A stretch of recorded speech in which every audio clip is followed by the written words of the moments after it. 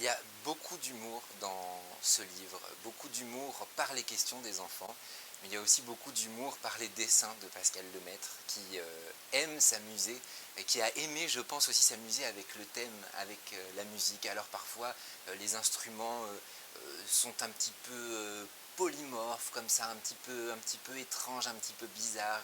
Les bouches et les voix sont étranges, sont grandes, mais c'est très très drôle. Et après, moi, ce qui me fait le plus rire, c'est les questions des enfants. Ces questions qu'on a recueillies sur le répondeur de France Musique pour Classico Dingo. Je pense à la première question qui me fait rire parce que c'est qui a inventé la musique?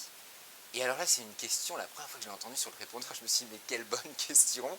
Qui a inventé la musique? Alors, c'est impossible de vraiment répondre à cette question. Après, ce qu'on peut se dire, c'est que finalement, certainement que la musique a toujours existé parce que notre corps fait de la musique, on peut taper dans les mains, on peut claquer des doigts, on peut chanter grâce à nos cordes vocales. Et ça, c'est une question voilà, qu'on peut développer de manière drôle aussi. Et c'est ce qu'on a classique et jazz, et musique du monde, et variété, et rock. Moi, j'aime vraiment toutes les musiques. J'ai eu l'impression d'ouvrir une porte derrière laquelle il y avait un monde infini.